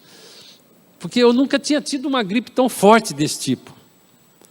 Era uma coisa assim, eu falei, bom, na domingo para segunda, eu que tenho apneia, de vez em quando eu durmo com, de vez em quando não, já estou viciado em dormir com CPAP, que é aquele negócio assim, que é uma máscara assim, que eu achava que eu nunca ia me acostumar com aquilo, eu ponho, parece uma chupeta de criança. Eu ponho e já estou dormindo. Eu durmo em qualquer horário, se quiser 8 horas da noite, se eu puser o CPAP, eu durmo. Né? E é 8 horas, 9 horas sem parar. Eu passei a vida inteira sem dormir, achando que eu era inteligente, né? Porque um dia falaram que o sujeito que dorme pouco é inteligente. Eu sou inteligente, porque eu dormia 5 horas, 4 horas, estava bom. Mas eu estava sempre cansado. Aí até que um dia o médico falou assim, rapaz, você precisa dormir. Você precisa dormir. Ninguém pode viver sem dormir, pô. É mesmo, por quê? Mas eu durmo pouco. Falaram que é inteligente e tal. Aí, ele falou, não, você não dorme pouco não, você tem apneia. Aí eu fiz aqueles exames todos, tal, descobri que numa noite de sono monitorado, eu acordei 82 vezes. Então, quer dizer, nunca consegui dormir direito. Aí usaram, com essa apneia, com essa coisa, botei esse CPAP aqui e falei, eu não vou acostumar nunca com isso, eu sou um sujeito agitado, pô, como é que eu vou conseguir isso? Mas depois assim, a médica estava falando com a Raquel, que estava no quarto, eu já estava dormindo. E durmo até hoje assim. Então, da segunda para terça, ou de domingo para segunda, eu tive que ficar acordado com o CPAP, para poder respirar. Eu não conseguia respirar, achando que era Covid. Fiz exame e não tinha Covid. Não tem Covid.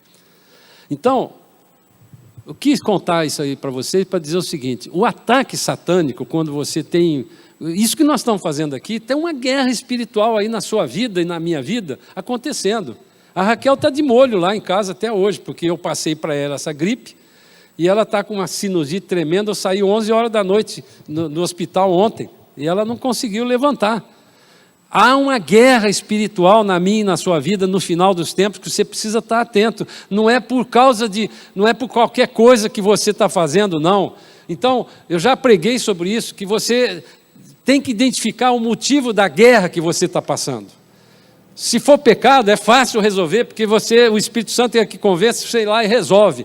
Se for o diabo, é fácil também, porque você amarra ele. Mas tem coisas que Deus está permitindo acontecer para você ficar atento, santificar a sua vida, porque nós estamos chegando no final dos tempos, e aquele que vai ser arrebatado é o selado com Cristo Jesus.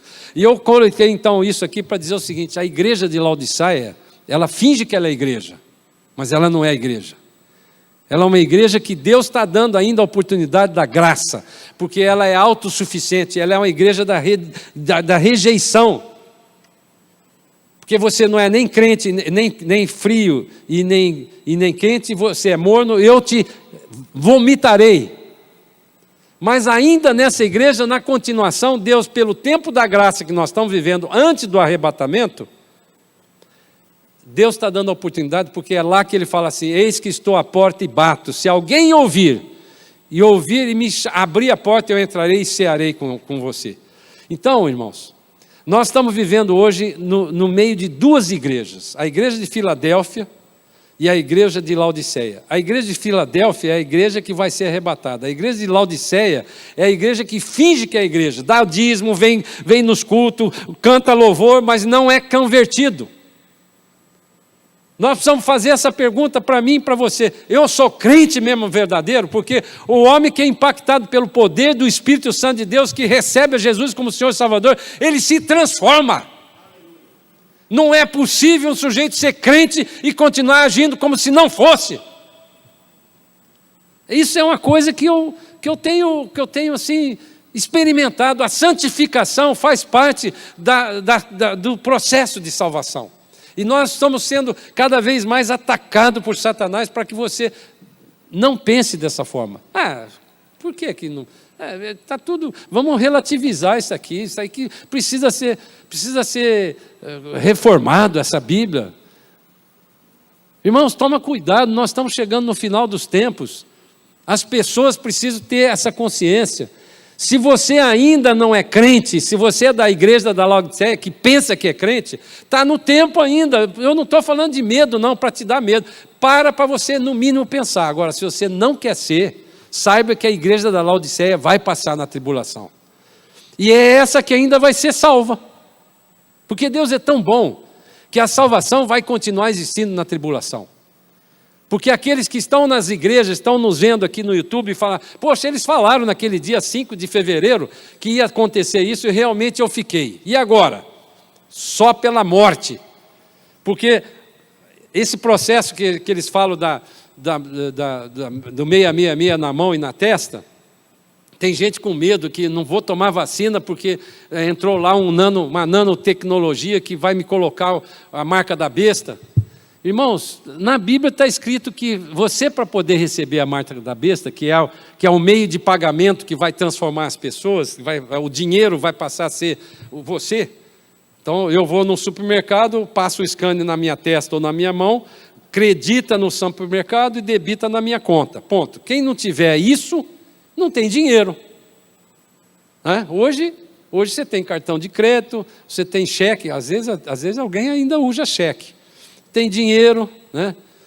Nota de R$200 é a nota que mais é falsificada. Outro dia eu recebi um dinheiro aí, uma nota de 200 falsificada. Fui lá no banco: essa nota está falsificada. O banco não aceitou, devolveu. Né? Isso vai acabar tudo. Então você não tem como falsificar você. Aí no seu chip que está aqui dentro, você tem toda a sua histórico, você tem quantas vacinas você tomou. Você não precisa vacina, não precisa atestado de vacina, você já tem, passa lá o scanner, você já é vacinado. Que legal. Então você vai sendo controlado, monitorado, então não tem como escapar, irmãos. Essa igreja da Laodiceia vai conviver com a igreja apóstata. E como ela descobriu que ela é crente, que ela poderia ter sido crente e não foi, eu não vou fazer a marca da besta. Por quê? Porque o marca da besta vai ter que ter um ritual de adoração. Então, se você tem a marca da besta, mas não teve o ritual de adoração, você vai ser morto. Percebe isso? Não é possível você receber a marca da besta sem ter um processo de ritual de adoração. Leia depois lá no livro de Apocalipse, você vai ver, é simples isso. Então, só para resumir aqui, a igreja da Filadélfia, que é a igreja fraca, que depende de oração, que está passando por situações como essa que eu passei essa semana, porque eu discerni na quinta-feira que era por causa desse evento que o diabo estava bravo comigo, atacou a mim e a Raquel de uma forma violenta. Quando você percebe isso, você vai orar. Eu vou orar.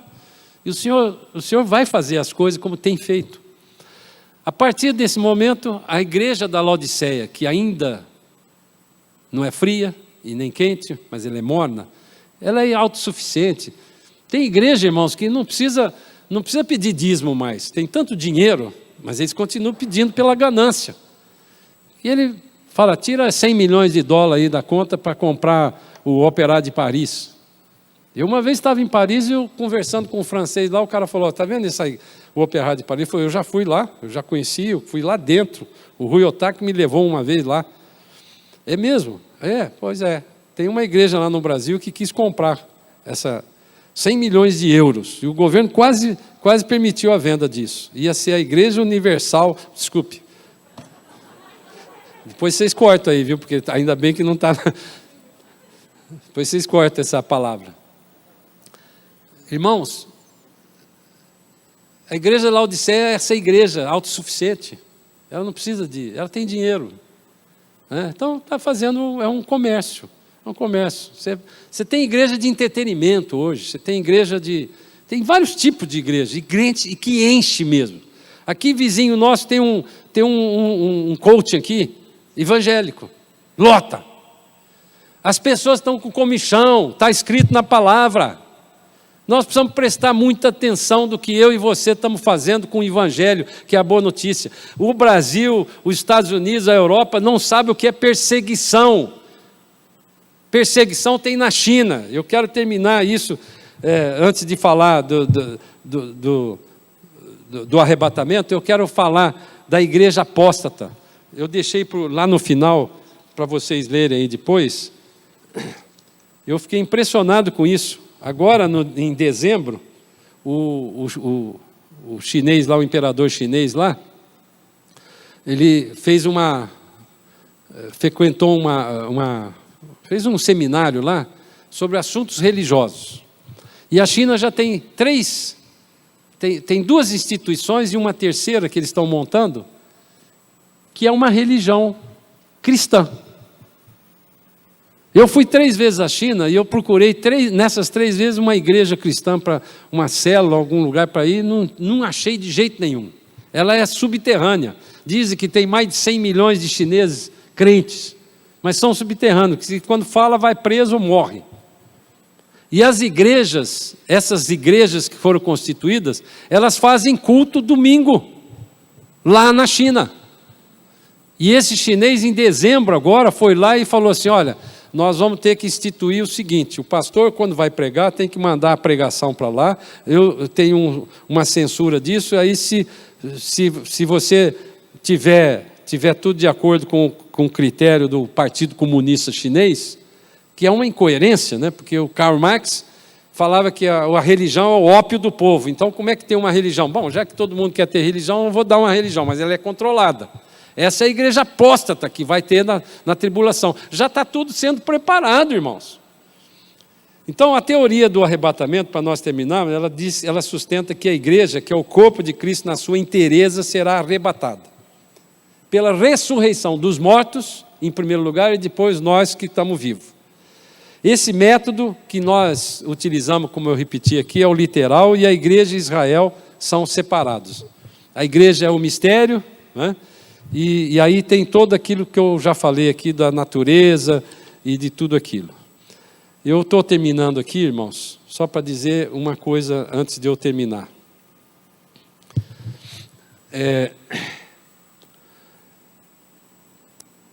Como eu falei, esse período de pandemia, nós estamos sendo muito você começa a pensar tudo que está acontecendo, nos últimos 2 anos, é inacreditável o que aconteceu em 2 anos aqui no mundo todo. E eu pus algumas coisas aqui, alguns tópicos, que, primeiro, a ditadura mundial que vai acontecer com o anticristo, com o controle da imprensa, com o controle da internet, com o controle das bolsas de valores, a inteligência artificial faz todas essas coisas.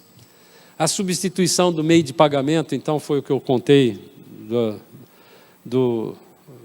da marca da besta, né? Aí você tem hoje coisas como, você foi desenvolvendo essa tecnologia, né? Quando surgiu o cartão de crédito, eu lembro aqui do Márcio, que está aqui conosco, que era o diretor dessa área lá no Bradesco. O Márcio era o top no Brasil, cartão de crédito, né? Essa tecnologia hoje, cartão de crédito, depois foi mudando, né? Aí hoje você já fala no blockchain, não vamos entrar nesses detalhes, mas estão muito tecnológicos, o blockchain, o DeFi, hoje você tem bancos hoje que não precisam mais do poder centralizado, você faz operações financeiras usando o blockchain, você tem o Bitcoin, que é uma moeda criptografada que você não sabe bem como é que funciona isso, e aí, até por falar nisso, no sábado que vem, o pastor Júnior vai divulgar isso a partir de amanhã, a partir de segunda-feira, nós vamos fazer uma reunião aqui na igreja para analisar, para um grupo de trabalho que nós vamos montar aqui, que nós não sabemos nem como, todos estão convidados aqui, no sábado que vem, no mesmo horário, 9h30, como é que é o título, Júnior?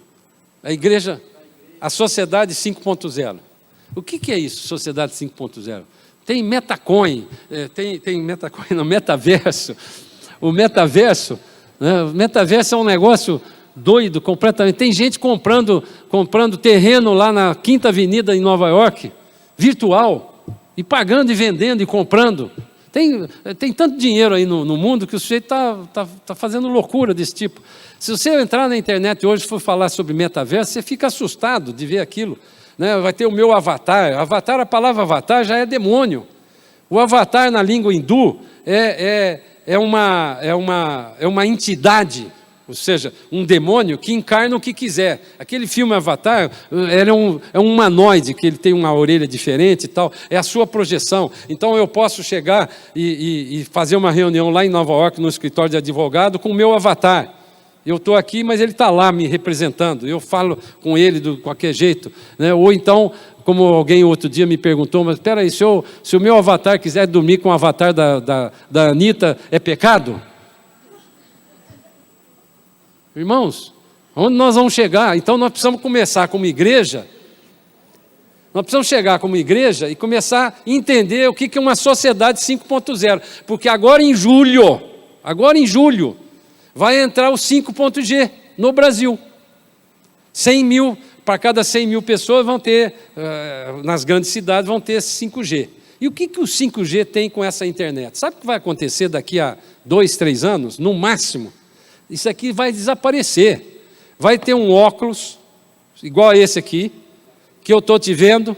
Não é aquele óculos 3D que faz o jogo de game, não. É um óculos igual a esse, e que eu passo o dedo assim, e aparece uma tela igual aqueles filmes lá que não sei como é que chama aquele cara, e aí você começa a operar aqui. Então você vai andar na rua, em vez de você ver um cara falando sozinho assim, ou andando no carro, porque ele está falando no celular e no viva voz, ele vai mexer com a mão, porque ele está mexendo na tela que só ele está vendo.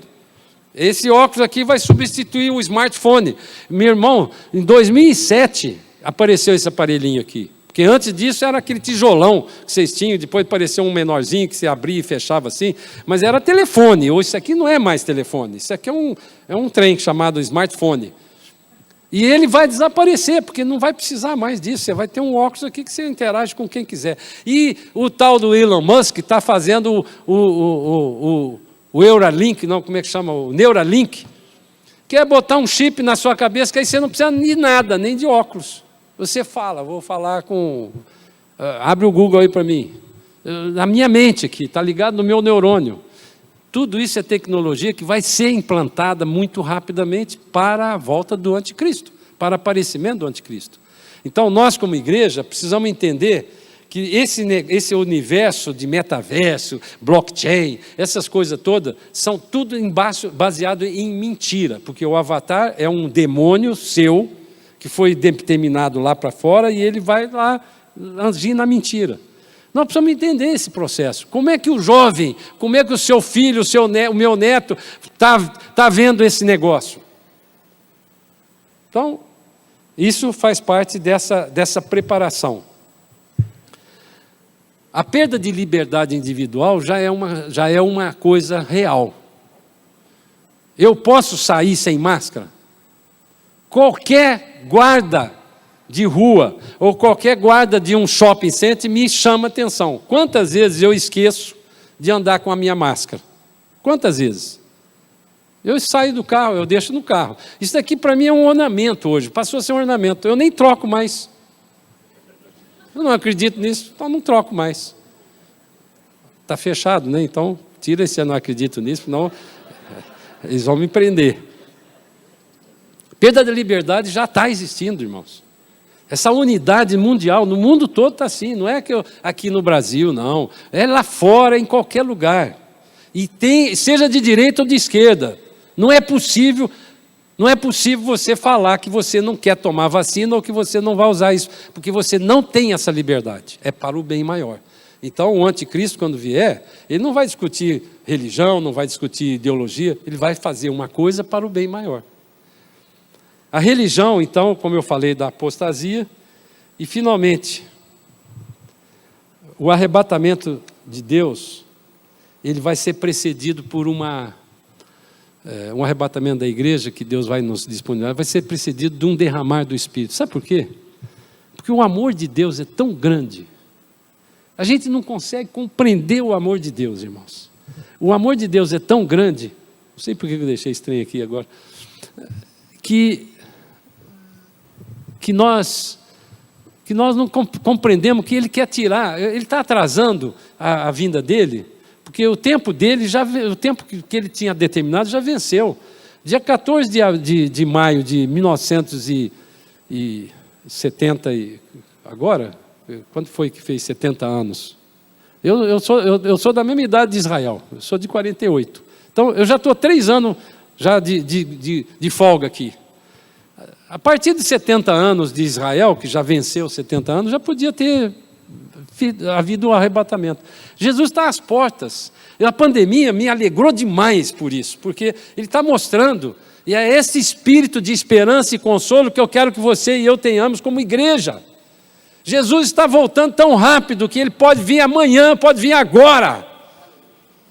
Não tem mais nada para cumprir, porque uma das coisas que o capítulo 24 de Mateus fala, do final dos tempos, é que o evangelho seria pregado para toda criatura. Qual é o lugar do mundo que não tem internet, que não conhece Jesus?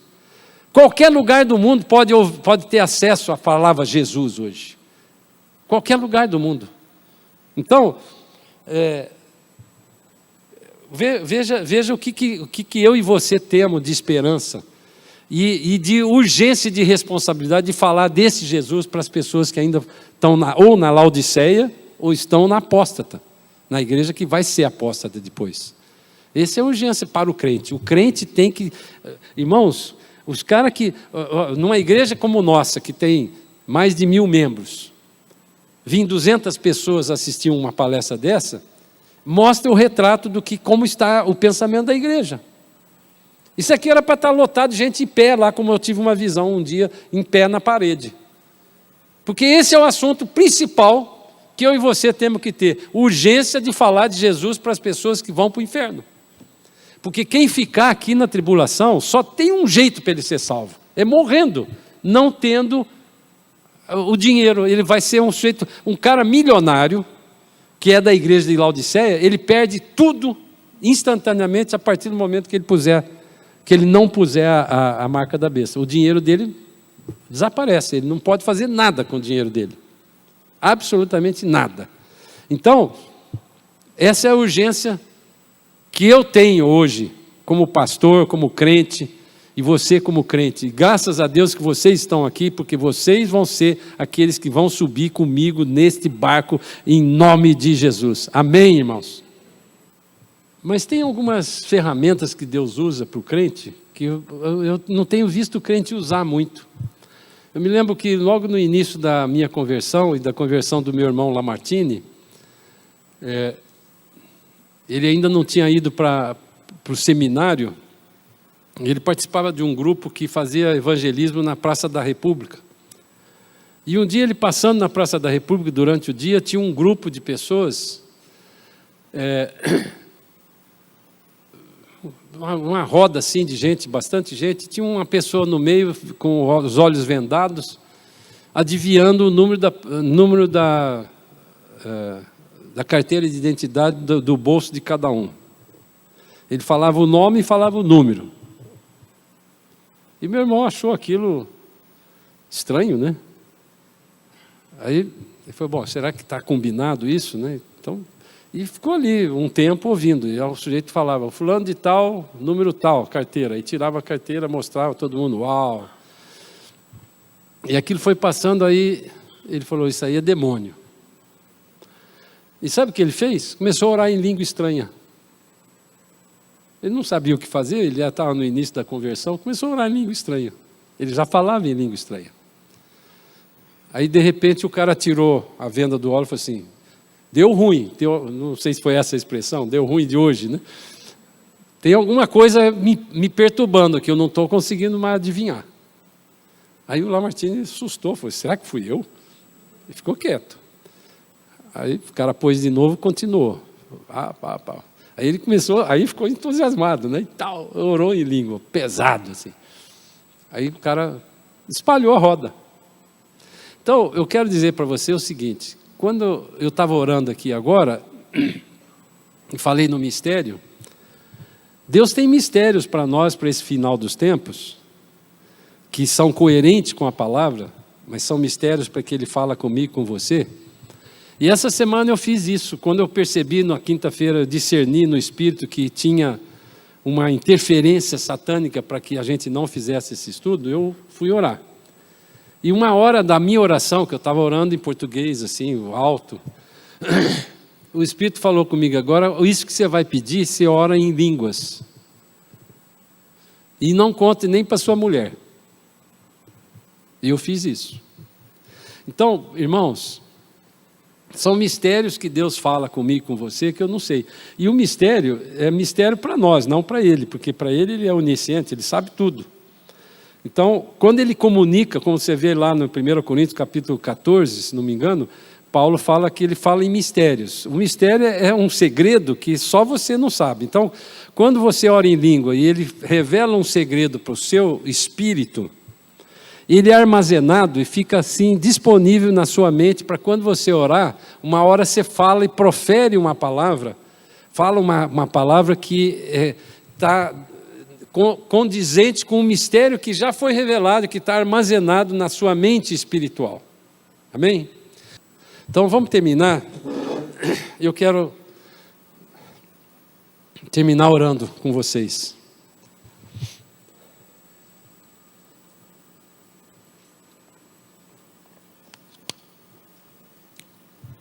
Me deram um suco de uva aqui, acho que foi profético também.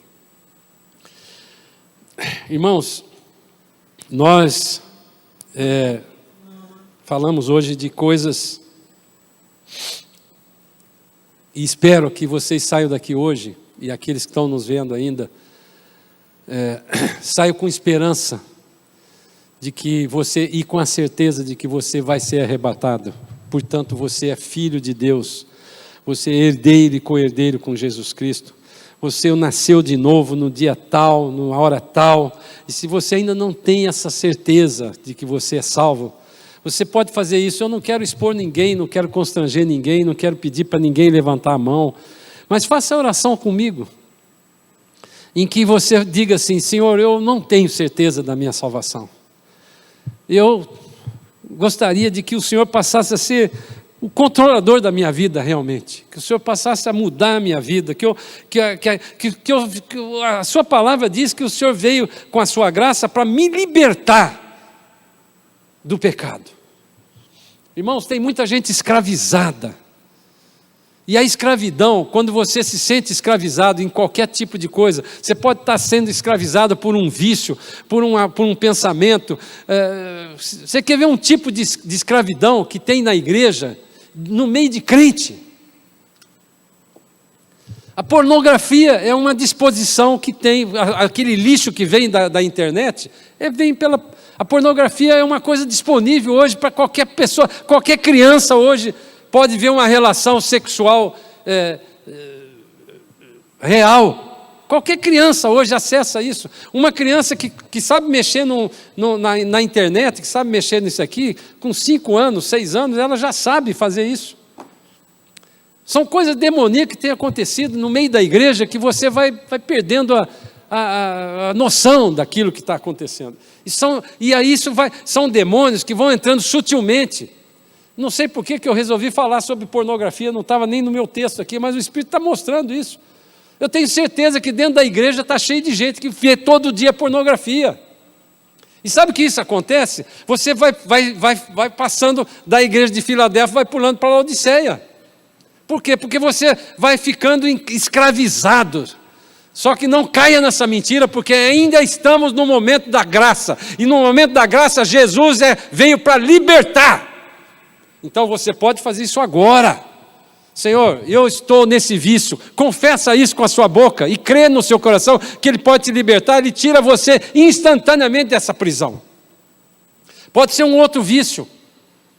Eu fumei 4 maços de cigarro por dia, até eu aceitar Jesus no dia 9 de janeiro de 1981, às 11h30 da noite.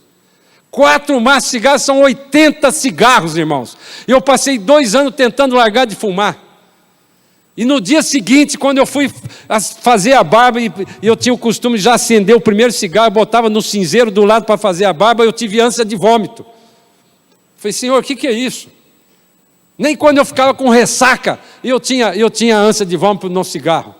Eu passei 1 semana com cigarro no bolso, tentando fumar, e não consegui fumar um único cigarro. Deus fez comigo uma coisa particular.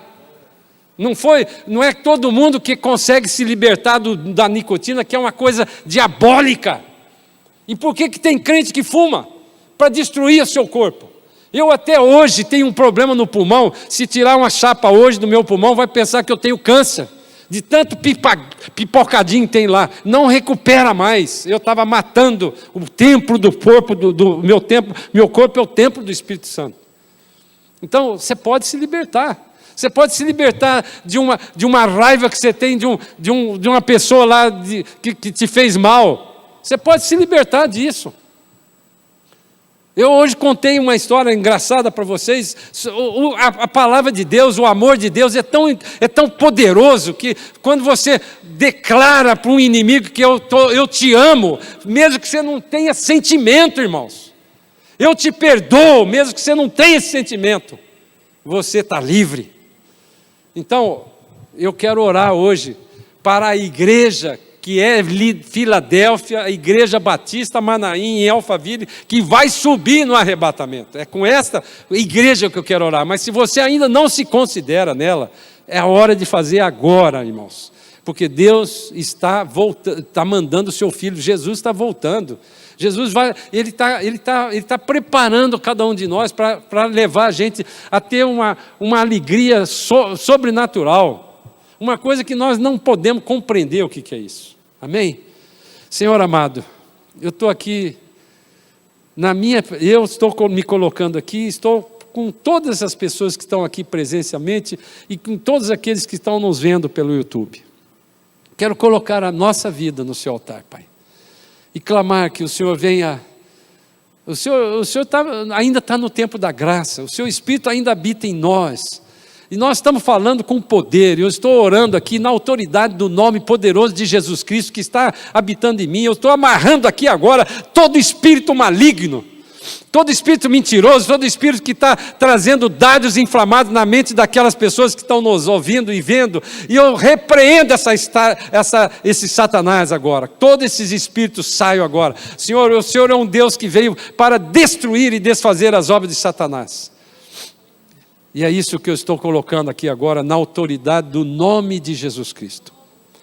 e clamando que o Senhor venha trazer uma libertação completa sobre cada uma dessas vidas. Aqueles que confessaram com a sua boca, mesmo falando quietinho para o Senhor, e estão crendo no coração que vão ser libertos, vão sair libertos hoje daqui, vão sair transformados, e aqueles que ainda não conhecem a Jesus como Senhor e Salvador, e que estão na igreja de Laodiceia, vão sair dessa Laodiceia agora, em nome de Jesus, e vão aceitar Jesus como Senhor e Salvador, e a partir de agora o seu nome está escrito no livro da vida.